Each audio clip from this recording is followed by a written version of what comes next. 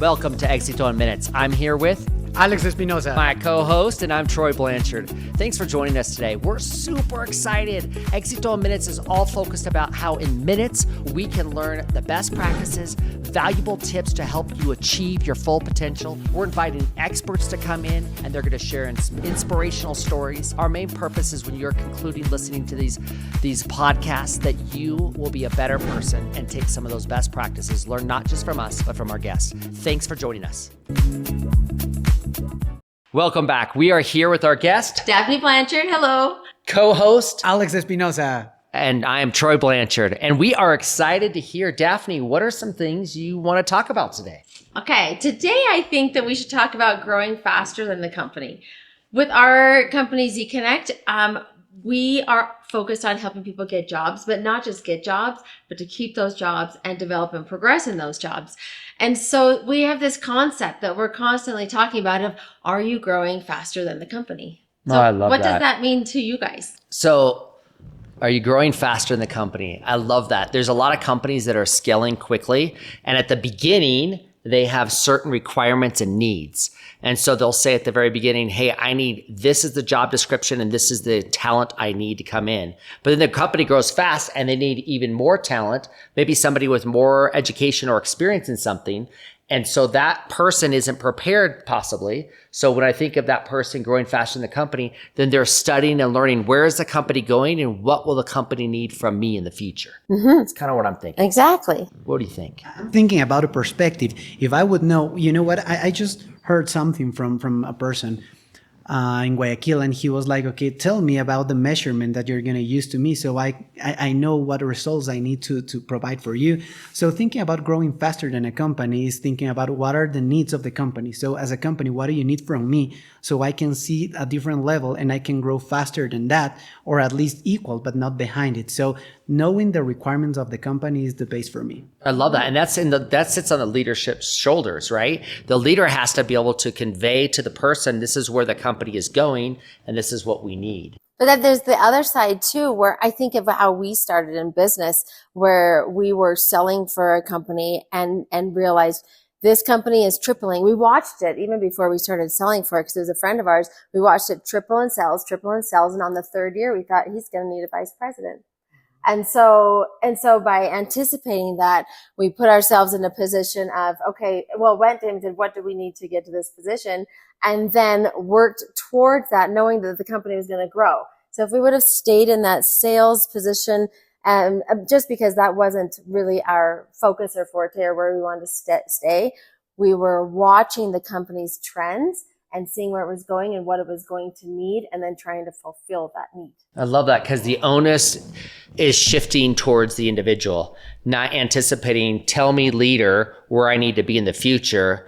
So you got to have some introflexion, right? Mm-hmm. Introspection, mejor dicho, better said, so that you're actually thinking, where is that company trending, like you're saying? And it's my responsibility to be prepared is what you're advocating, correct? Exactly. Like we've talked about this idea of when opportunity meets preparation. So if we are constantly preparing ourselves, anticipating these needs, maybe going after things that excite us, get us excited, but that we can see that the company might need in the future, then when that opportunity opens up, instead of being behind, we're like, hey, I have a certificate in marketing, or I'm a social media manager, or you have these skills that you can offer them. So don't we have a story about that you wanted to share? I think, and we've asked this guest, Cesar, to join us. He'll be joining us in a couple of weeks, but back in 2013, we had an incredible experience working with Cesar. What was great about it is that we were working on site selection and possible just business, basically. I think it's easier just to say business. No, we were doing Latin American site selection and, market studies when we were living in Costa Rica with him. See how eloquently she speaks? That's why she's on here, right? Okay, so that's what we were doing. And at the time we were saying, okay, we would love, we ended up working out of Mexico. Mm-hmm. And at the time we're like, we would love to take Cesar with us. But the skills that he currently had and education he currently had didn't quite fit into that new company where we're at. And I'm like, oh, I wish he had these so I could bring him up here to Mexico. And then One day, just out of the blue, I receive a text and it's a picture of him in a graduation gown, right? And he's got his graduation from BYU Pathways. He's in Costa Rica. He takes a snapshot and he's there with his wife and he says, hey, I just got my engineering degree. By chance, are there any opportunities? And that happened to be the moment that you had just been put over the engineering department at this factory in this company. And so there it is. It's like what you're saying. It's that opportunity met the preparation. I would have loved to have hired him way sooner.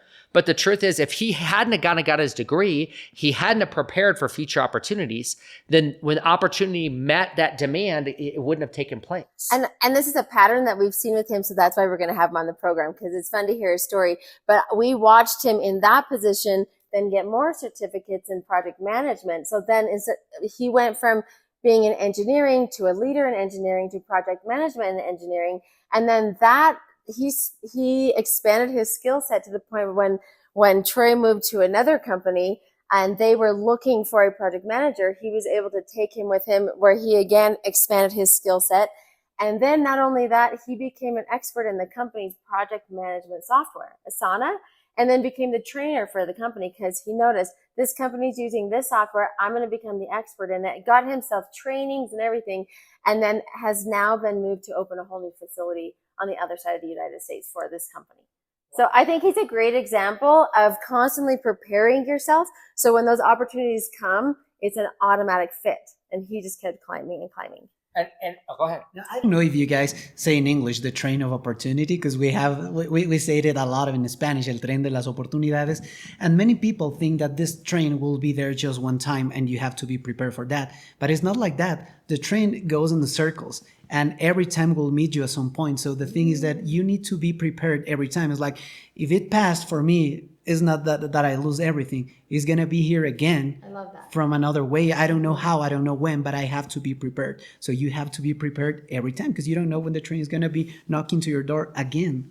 Right. I love this. I love the fact that if you're in any job or you're somewhere that you want to grow faster than your company, be prepared for your company, or if you want to pivot out of your company, then you need to focus in on where do you want to grow faster than the company, grow your skills, grow your skill set for where you want to be in 5 years, not where you're at today. And another thing I think is important to note is even if you really love where you're at and you want to stay the same, the world doesn't stay the same. And I think that artificial intelligence coming on board is a good example of this, where if you have a digital job and you love that digital job and you just want to stay right there, it may not be available in a few years. That job may disappear because it may be able to be done through other digital means. And so even if we want to stay, we need to be continuously improving because I see it as job security. What do you think about that? I'm going to ask you a question because we've seen this during COVID. Many people lose their jobs because they don't know how to manage, technology and all the things that happen. So many people need to start learning about that. It was funny because here in Latin America, many people couldn't use even Zoom. I was like, I'm here in the meeting. I don't know how to turn on my microphone. It's like, can you hear me? And that was in the States too. Yeah. Everywhere. It's like everywhere. Yeah. So how would you find this a spot where you can find this job security by knowing technology and especially, I think maybe AI, because that's the future. So what would be your advice? I would say I think that sometimes we get the debate about, is it good? Is it bad? And these are important conversations to have. How do we regulate and control it? But that is not a discussion that's useful for a worker. In my opinion, I think the discussion is it's not going away. So you can either die on the vine or you can get prepared. That's really what's in our control, is to prepare for that future, because I see it as inevitable. There's always progress. When the internet came on, everyone was so worried. When automation in production came on, everyone was so worried. And the thing is I've seen, like, history tells us it's not going to stop. The only thing we can do is prepare ourselves. And individually, I think I've seen that as people prepare in their own roles to how to leverage AI.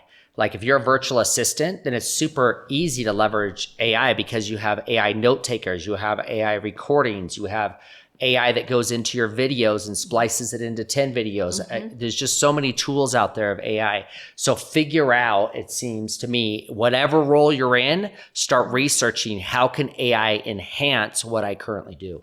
Exactly. Yeah, we have a sales guy who uses it to create his presentations. He uses it to do market research. And so it's a very useful tool. It helps those with English as a second language. It can help you write things in a professional way. It's a great assistant that can be utilized. Tell us about, Daphne, your philosophy, maybe a little bit about the history of continuous improvement. Thinking specifically in, which is very similar to what we're already talking about, but specifically in an individual's role, whether it be a mom, whether it be a student, whether it be a worker. Yeah, I think that I just love that concept of continuous improvement. It's like we're on a river and we think if we just stop improving that we're just going to stay in the same place, but really it's going to carry us backwards. So we need to be just it's just a mindset basically of never stop learning. You're never too old. You don't have to have an official position or an official job or a title that no matter where you're at, you can constantly be pushing yourself to grow and expand. Yeah, you're right. Do you remember when we were on this conference and they were talking about AI and how it'll help you to reduce your time doing operative stuff and being focused more on strategy? I think that's awesome. If you learn from now how to start doing that kind of stuff, you will find job security. You will find a way to grow with the market and grow before the company does. Because it's like when the company will start asking people, okay, who knows how to use AI? Probably there are going to be just few people raising their hands. But if you're prepared, that will allow you job security, not even for your current job, for any other job. Agreed. That's awesome. Any examples that, Daph, within the company that you're running right now, any examples maybe in the Z Connect, how have people displayed continuous improvement and how is it helping them get to being prepared for future opportunities?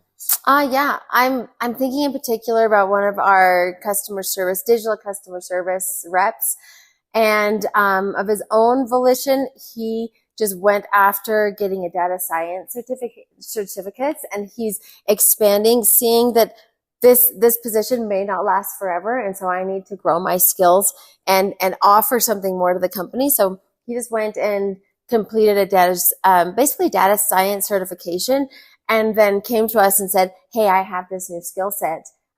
Let's talk to the company and see if they have a need for anything in this division," which I thought was really proactive of him. Oh yeah, I love that example.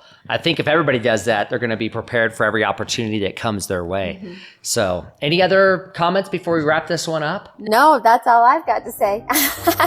Thank you so much, Daphne. I will say that every time we have a guest, especially with Daphne, we would love to have our keynotes here, like writing everything that comes out of her is just amazing. Thank you. Yes. Thank you so much. Thanks for having me. Thanks for being here. And thanks for joining us again.